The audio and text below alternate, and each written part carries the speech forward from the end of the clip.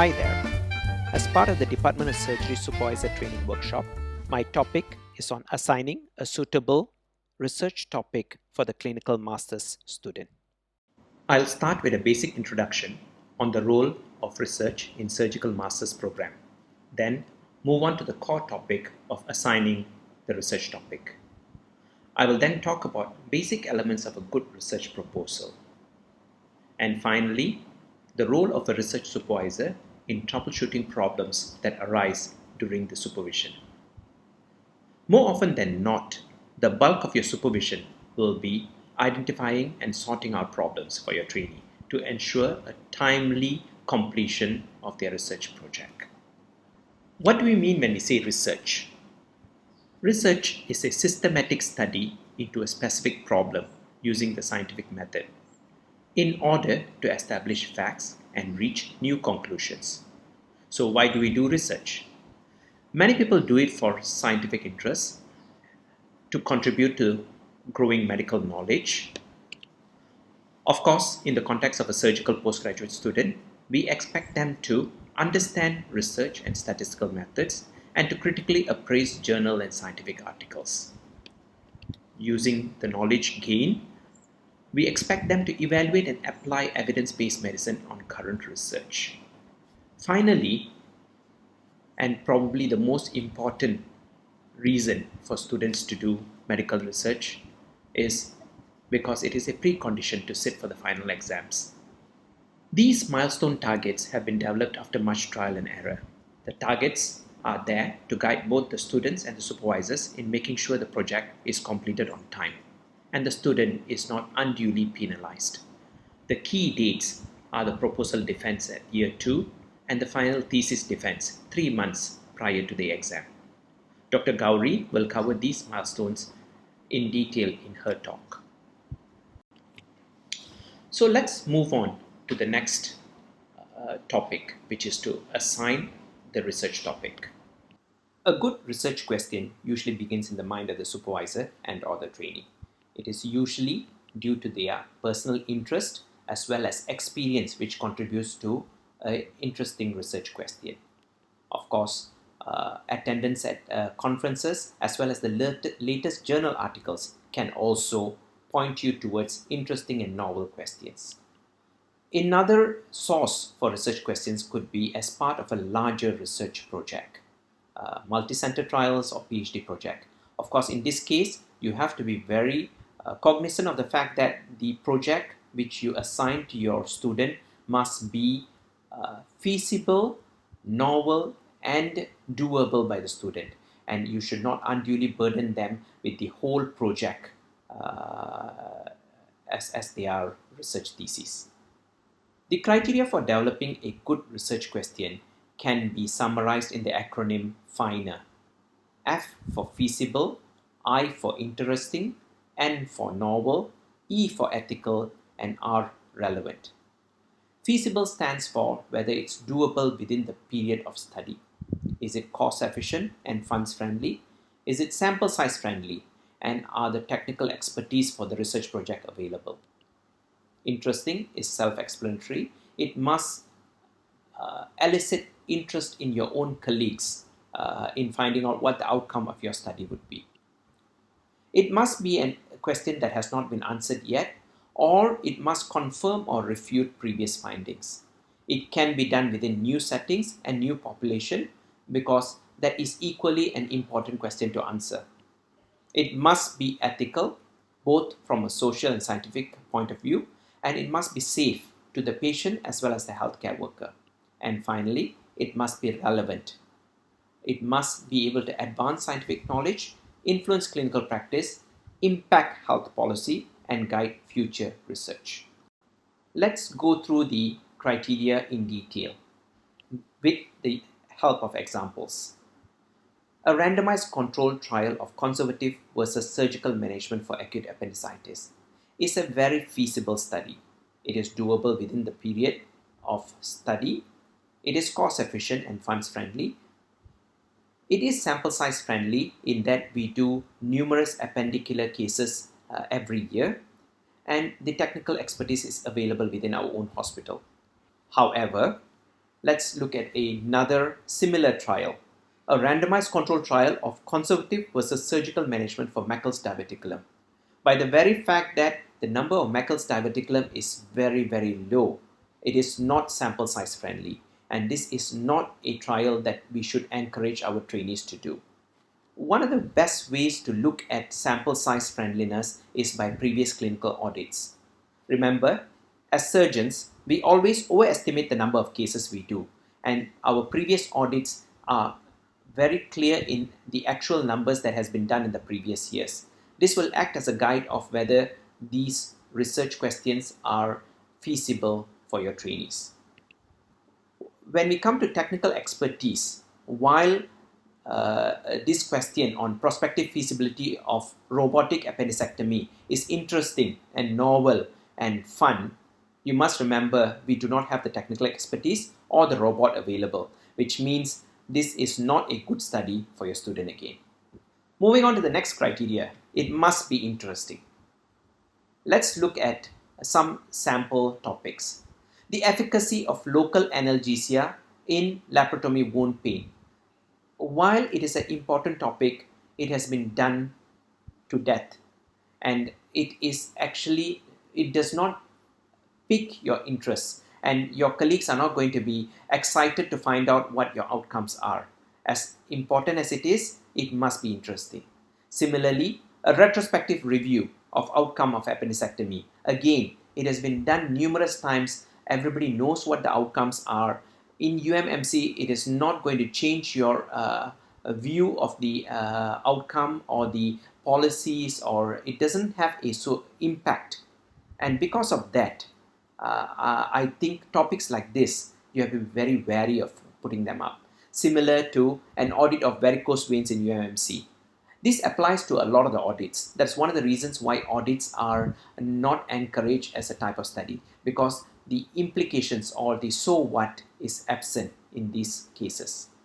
What about the novelty? Remember, we said it must be a question either not answered yet, or it must confirm or refute previous findings. The effect of preoperative pregabalin in postoperative pain control in spine surgery. It's a very interesting topic. It's very novel. Okay. Similarly, the role of interleukins and TNF in predicting gastric tumor recurrence. Again, it is very novel, and I'm sure we would want to know what the outcomes are.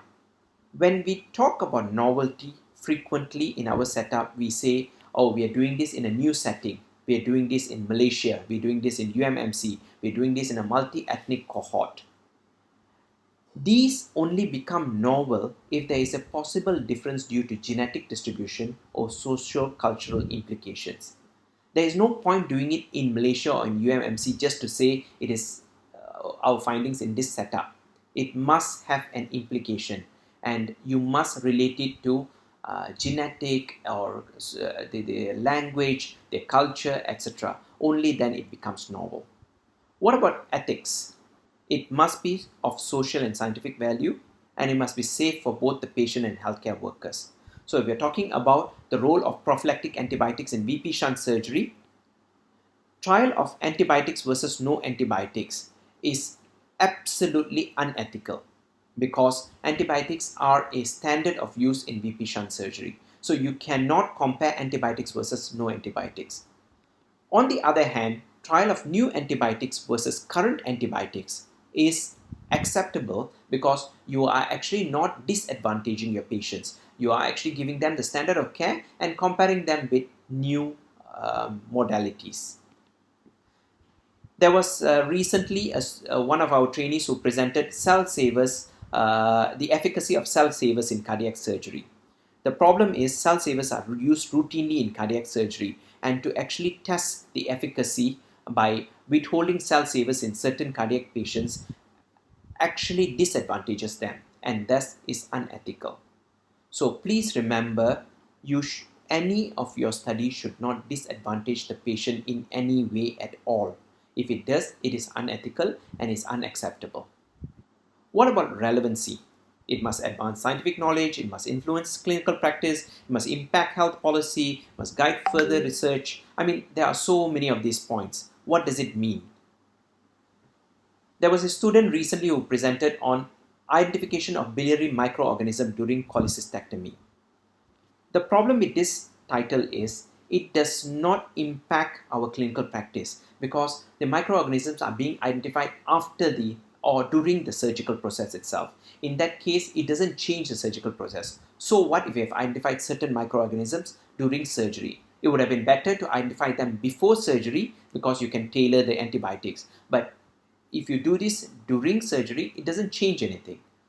Similarly, comparisons between two methods to assess urodynamic flow. This was a recent project presented at a final defense thesis. When you're comparing two methods to assess urodynamic flow, and if they are equal, then it doesn't matter. However, when this particular student presented, he was actually presenting to us what is available currently versus what is probably cost effective and very feasible in a lower socioeconomic group, and thus it becomes very relevant.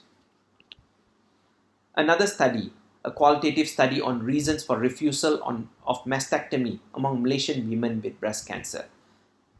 We are very wary of doing qualitative studies because we don't have the expertise. However, these are the kind of studies that make a big impact on health policy. It guides future research. It influences clinical practice. So these are, if you do have the proper technical support available, these are studies we should encourage among our students. The final criteria is a necessary test for every research question and should be applied before proceeding to the developing the research proposal itself. Let's move on to the next part of my talk, the elements of a good research proposal. A good research proposal needs to have a good background. The research question must be clear, the methods must be very clear, and timeline must be present. The background usually asks 4 questions. What is the problem? What is already known about the problem? What do you think is unknown or can be improved? And how do you want to achieve this? To take an example from our previous question, what is the problem earlier? Poor wound healing. What is already known about the problem? Surgical debridement works. What do you think is unknown and can be improved? The question could be, is there a better or less invasive method to improve wound healing? How do you want to achieve this? A prospective intervention trial. So these are the ways we can use PICO method to answer the questions. The research question, which is the next part of the proposal, is usually a specific, simple question which addresses the problem you want to investigate. While this may seem redundant, it is actually an important part of the proposal in that it summarizes the whole research study in one sentence. And so this must be done properly. A good research question allows the target population to be clearly identified. It is able to guide appropriate choice of study subjects as well as identify the outcome variables that is needed in the analysis. It is able to determine what type of study is needed to be performed, and it suggests the best way to collect data. And finally, it is able to influence the number of study participants. The method section is probably the single most important section in a research proposal. However, it is usually the simplest section if done properly. It defines the study design, the inclusion and exclusion criteria, the ethics approval, the sampling technique and size, and it gives a description of the measures or the outcomes as well as the instruments used to measure the outcomes. It also elaborates on the procedures used to collect the data as well as the statistical methods used to analyze the data. The fund and budget, if necessary, is also included in this section. Frequently, this is accompanied by what we call a consort diagram. The consort diagram is a simple diagram which in one view tells you how many patients were recruited, what were the inclusion and exclusion criteria, how many patients dropped out, how many were allocated to the intervention and the comparator arm, and what happens to them in the follow-up. So it is a very simple way of assessing what happened to the cohort of patients you have recruited. And frequently when we are reading papers, this is one of the first parts a researcher would look at to see the strength of the study itself. The research project itself can then be defined by 5 further points, which are the patient population, the intervention, the comparison, outcome, as well as time. Let's take an example from our previous questions. A randomized controlled trial of conservative versus surgical management for acute appendicitis. So what is the patient group? The patient group are patients with acute appendicitis. What about the intervention? Think about it for a minute. Which part of it do you think is the intervention? Is it the conservative management or surgical management? In this case, the intervention is conservative management because the standard of treatment is surgical management, which obviously is the comparator in this case. What about the outcome? What are we looking for here? And again, it is quite clear the outcome is either the resolution of symptoms or the reduction in morbidity with conservative management versus surgical management. This is how the PICO model very clearly clarifies the research question and methodology in one simple acronym. The role of a research supervisor starts at the point where he or she meets with their trainee, preferably as early in their training as possible, the latest immediately after they pass their first part exam. At this first meeting, they would discuss their relevant interests as well as try to choose a appropriate research topic. The research supervisor is expected to discuss the timeline, especially the targets expected at year 2, year 3, year 4, as well as the submission of theses. This is very essential in that this has been discussed at the beginning of the research rather than in the middle or towards the end. The research supervisor is expected to vet the proposal using the finer criteria to ensure that he or she thinks it is doable and it is of interest. You're expected to meet the trainee regularly, usually every 3 months once, to assess the progress of the trainee. You're expected to read and correct thesis presentations as well as written drafts, especially prior to presentation to the department panels. You're expected to provide technical training, data collection, statistical analysis, as well as literature review support, either directly or through specific workshops offered in the university. You're expected to encourage oral and poster presentations throughout their research study period. You're expected to encourage publication of research material. And most importantly, you're expected to keep proper records, especially of meetings and advice given, especially if you find that your student may run into trouble in the future. What are the main problems we run into during a research supervision? It's frequently inadequate or poor progress, unable to complete tasks on time, especially literature review, data collection, data analysis, and write-up submission, poor research standards, poor English, occasionally plagiarism, unable to complete the thesis on time. These are all the main issues that we face when we are supervising. And you are expected to have a backup plan in case the student is finding difficulty collecting samples or completing the research on time. You're expected to discuss with your co-supervisors, especially if you have problems with the student, and as well with the research panel if there are criticisms during their presentation. In most of these cases, it is good if you can pick up the problem early so that the remedial action can be taken much earlier rather than in their 3rd or 4th year, by which time it's usually a bit late. If you need help, there's always the clinical masters coordinator. We've got a very good department research unit as well as multiple research lecturers with experience in statistical methods and research methods itself. The Research Office of FOM regularly conducts various workshops which would benefit yourself as well as your trainee to attend. The Research Office also conducts a biannual research proposal online workshop which runs over 6 weeks, as well as a manuscript writing workshop which runs over 4 weeks. Library offers various softwares and literature including EndNote, Turnitin, SPSS, etc. SPSS is from the IT unit of the university. These are all offered free, as well as IPS, the Institute of Postgraduate Studies. One of the good resources for a supervisor to look at before he starts supervising is the guidelines for preparation of a research project dissertation, which is available online from the IPS website. This is just a short introduction to assigning a research topic.